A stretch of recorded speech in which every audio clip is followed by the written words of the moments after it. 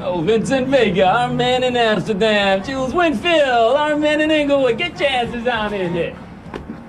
God damn, nigga, what's up with them clothes? You don't even want to know. Where's the big man? Big man's right over there taking care of some business. D'après Galilée, le grand livre de la nature est écrit en langage mathématique. À travers cette capsule, nous allons aborder un chapitre de ce livre consacré aux dimensions de la Terre. Pour introduire cette vidéo, observons l'illustration suivante de la Terre. On y voit donc la Terre représentée de manière plate.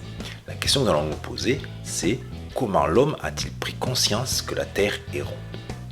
Ensuite, observons l'illustration suivante d'une Terre de manière plus réaliste.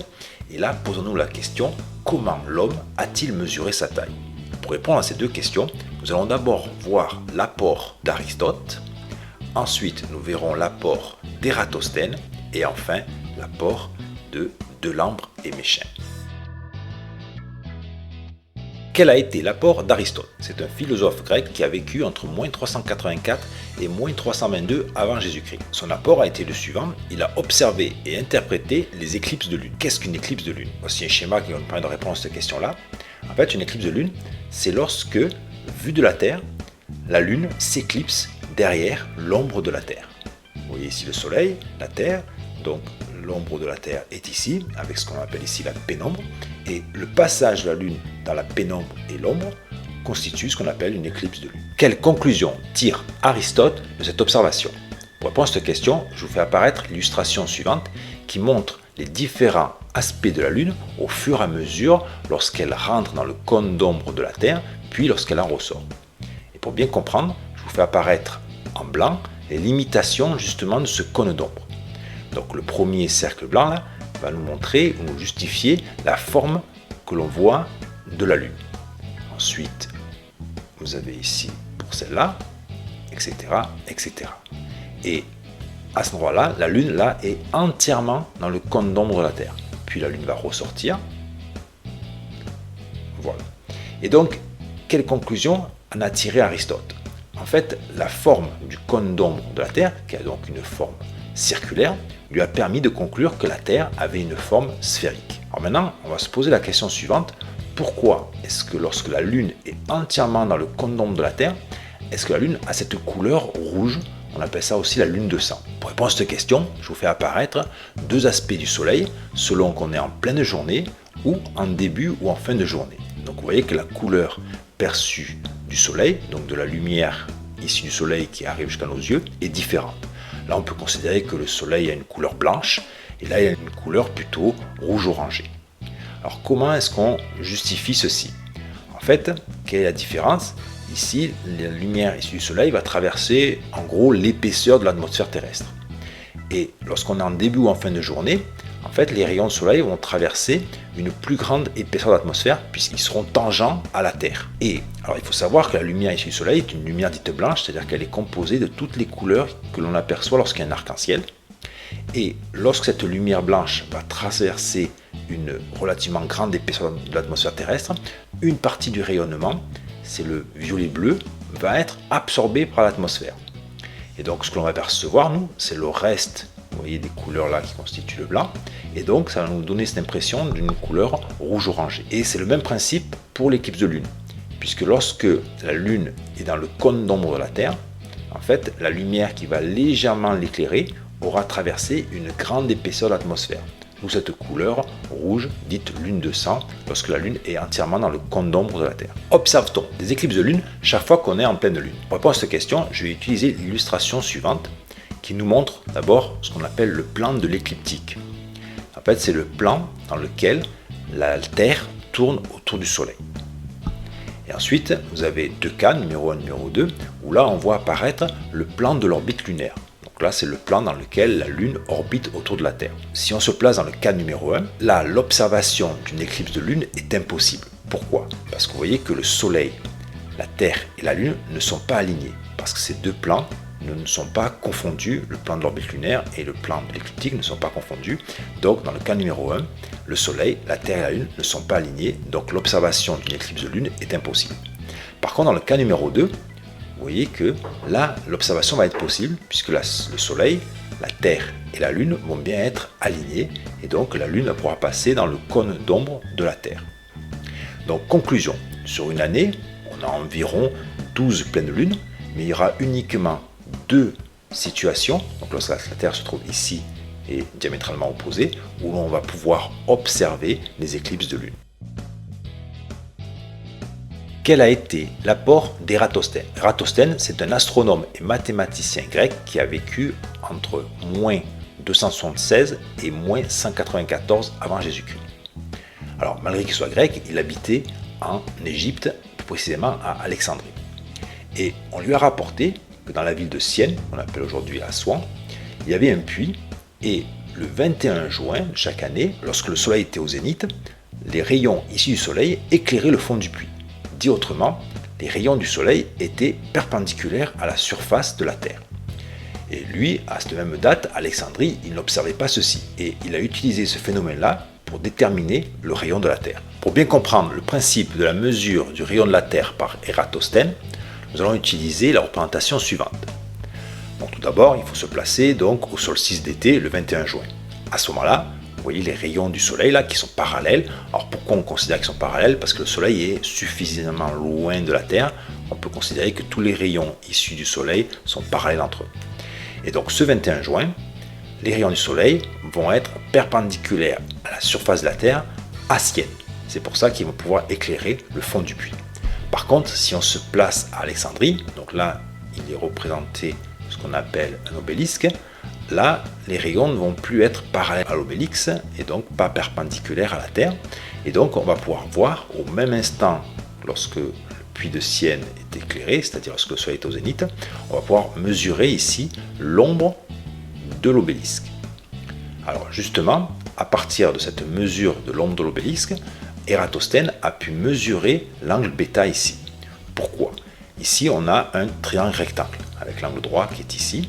Et donc, je vais pouvoir appliquer une relation de trigonométrie qui dit que tangente β, c'est égal au côté opposé que divise le côté adjacent. Donc, le côté adjacent, c'est la hauteur de l'obélisque.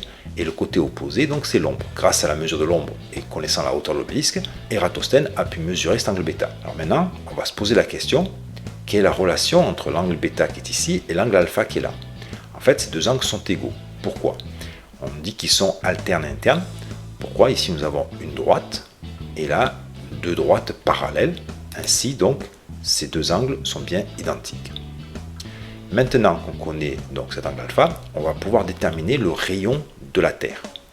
Alors pour ça, si le rayon de la Terre, j'ai fait apparaître là. Pour ça, je vous fais apparaître ici un cercle quelconque de rayon R.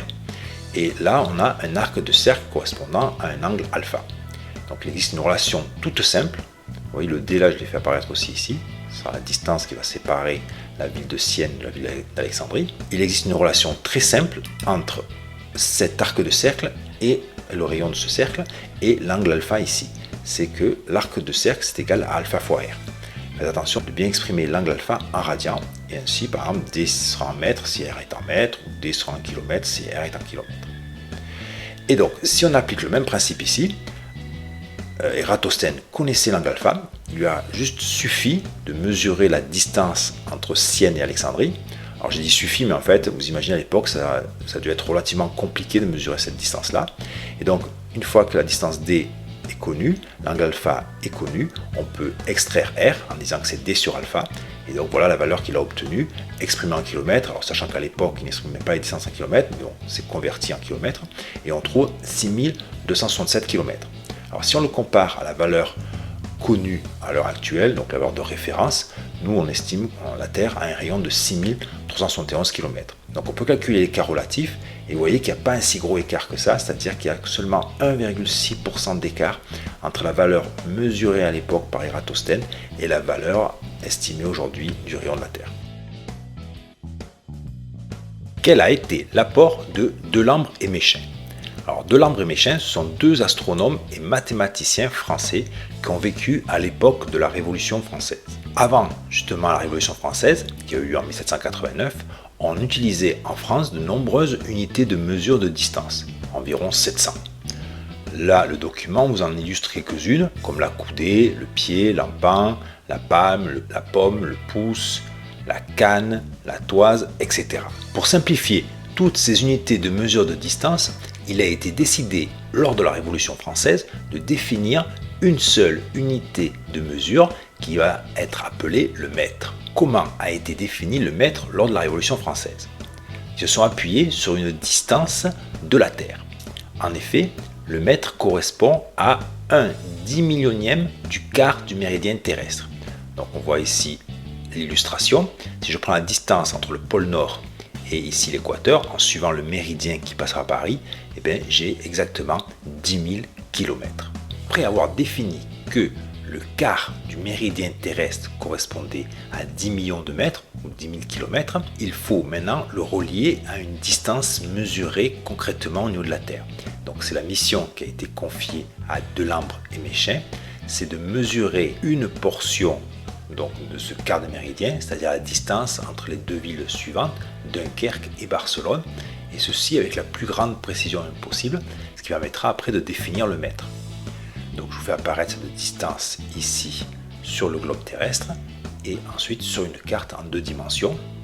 Donc Dunkerque se trouve tout au nord de la France et Barcelone, c'est une ville en Espagne située à quelques kilomètres de la frontière franco-espagnole. Pour utiliser la mesure de cette distance-là, il faut savoir que la distance correspond à 21% du quart du méridien terrestre.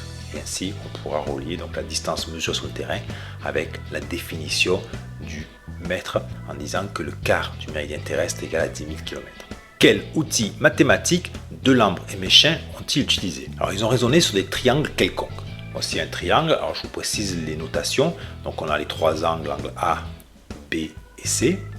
Et vous voyez que les côtés du triangle opposés aux angles ont le même nom.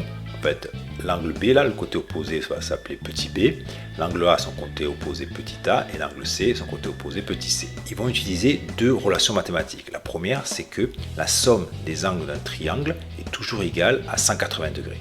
Donc, angle A plus angle B plus angle C est égal à 180 degrés. Et la deuxième relation, c'est une relation qui va relier les longueurs des côtés du triangle et les angles. On appelle ça la relation des sinus. Donc, c'est la distance A que divise sinus A égale la distance B que divise sinus B égale la distance C que divise sinus C. Je vais vous expliquer le principe de leur mesure. En fait, tout d'abord, elle repose sur le fait que lorsqu'on fait de la mesure de distance, ce que font les géomètres en général, il est toujours plus facile de mesurer un angle qu'une distance. Donc le principe est le suivant, on est obligé de partir d'une mesure de distance. Donc imaginons qu'ils aient accès à la distance B. Mais à partir de là, ils vont pouvoir mesurer les 2 angles A et C, donc cet angle-là, connaissant la distance B, et ils vont pouvoir calculer tout le reste. Alors comment? Tout d'abord, on va pouvoir calculer l'angle B en disant que la somme de l'angle A plus B plus C est égale à 180 degrés. Donc l'angle B sera égal à 180 moins A moins C. Et la deuxième étape va consister à calculer maintenant les distances. Par exemple, là, je vais vous montrer comment calculer la distance A à partir de la connaissance de la distance B. Donc, il suffit d'utiliser cette relation-là.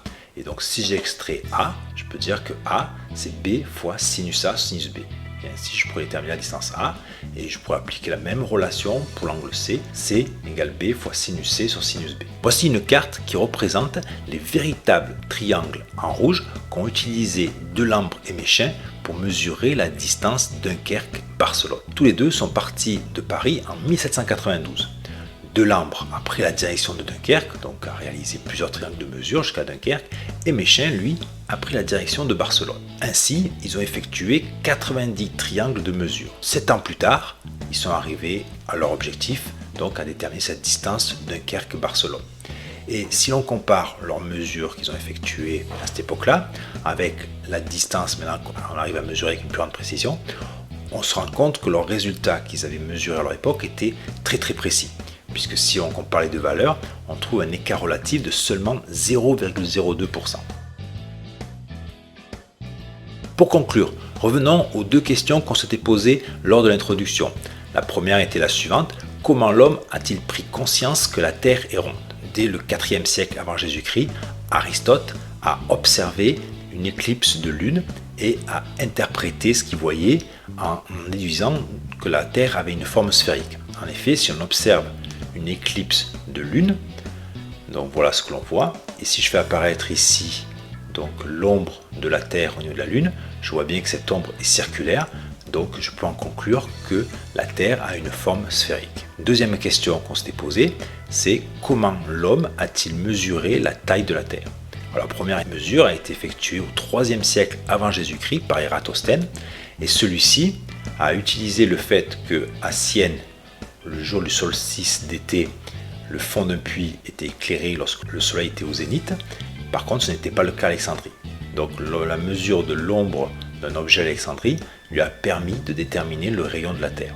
Et cette mesure a une précision inférieure à 2% par rapport à la mesure que l'on connaît actuellement. Et enfin, en 1799, Delambre et Méchain ont mesuré le méridien terrestre avec une précision inférieure à 0,02%. Je vous remercie pour votre écoute et je vous souhaite bon vent les scientifiques.